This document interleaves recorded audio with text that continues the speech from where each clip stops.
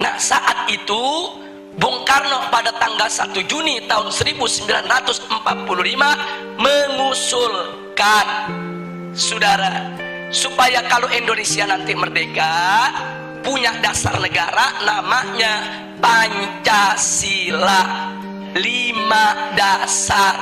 Sila pertama, Bung Karno mengusulkan peri kemanusiaan, kemudian peri kebangsaan, sedangkan peri ketuhanan diletakkan di sila yang kelima, sila terakhir. Ini ditolak oleh ulama, saudara. Kiai Haji Wahid Hasyim menolak, Kiai Haji Abdul Qahar Mudzakkir menolak, Kiai Haji Agus Salim menolak. Kenapa mereka menolak? Enggak pantas ketuhanan ditaruh di sila terakhir. Enggak boleh sila ketuhanan diletakkan pada sila buntut. Ini fakta sejarah. Karena itu para ulama kita berjuang dalam forum BPPKI supaya ketuhanan naik menjadi sila yang pertama. Ini setelah terjadi perdebatan sengit, pada tanggal 22 Juni 1945 disepakati oleh NU, Muhammadiyah, Sarekat Islam, oleh Bung Karno, Bung Hatta, Bung Yamin, semua sepakat. Apa yang mereka sepakati, saudara? Bahwa Pancasila, satu, ketuhanan dengan kewajiban menjalankan syariat Islam bagi pemeluk-pemeluknya. 2, kemanusiaan yang adil dan beradab. 3, persatuan Indonesia. 4, kerakyatan yang dipimpin oleh hikmat kebijaksanaan dalam permusyawaratan perwakilan. 5, keadilan sosial bagi seluruh rakyat Indonesia. Ini sepakat, Bung Karno ikut tanda tangan, saudara. Jadi artinya mereka sepakat. Ini kan 22 Juni belum merdeka nih kita. 22 Juni 1945 ini sebelum merdeka. Jadi semua sepakat kalau nanti kita merdeka, inilah dasar negara kita. Nah, itu disebut konsensus nasional. Singkat cerita, akhirnya diproklamirkanlah kemerdekaan kita pada tanggal 17 Agustus 1945. Begitu diproklamirkan, maka mulai saat itu dasar negara kita adalah Piagam Jakarta 22 Juni 1945 yang tadi sudah disepakati. Tapi kemudian timbul protes dari pemerintah Jepang. Jepang nggak terima. Kenapa ada kata-kata syariat Islam di bagian pertama? Alasan Jepang, orang-orang Kristen di Indonesia Timur protes.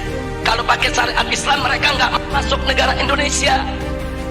Saudara, akhirnya Bung Karno dan Bung Hatta ditekan supaya menghapuskan kata syariat tersebut. Tanggal 17 setelah proklamir kemerdekaan.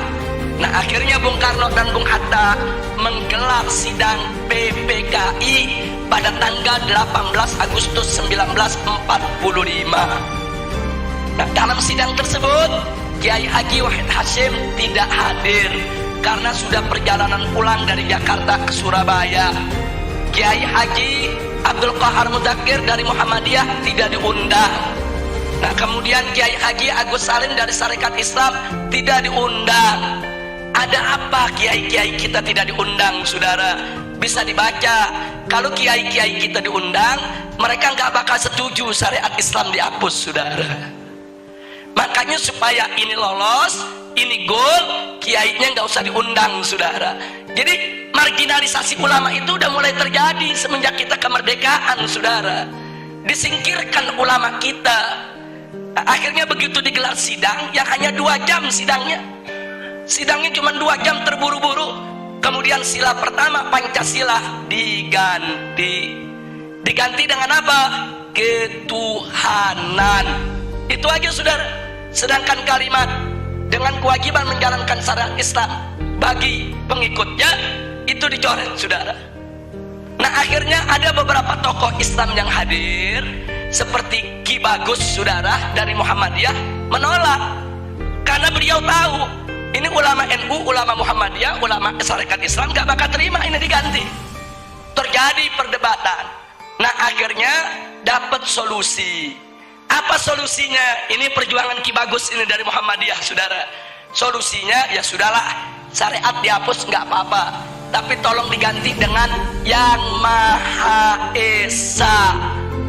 Dan Bung Karno setuju, saudara. Jadilah sila pertama ketuhanan Yang Maha Esa. Nah, kalau saya melihat sejarah ini, saya bersyukur kepada Allah. Loh, kenapa? Wa yamkuruna wa yamkurullah wallahu khairul makirin. Mereka berbuat makar menghapus syariat, Allah balas makar mereka. Syariat hilang, tauhid yang datang, saudara.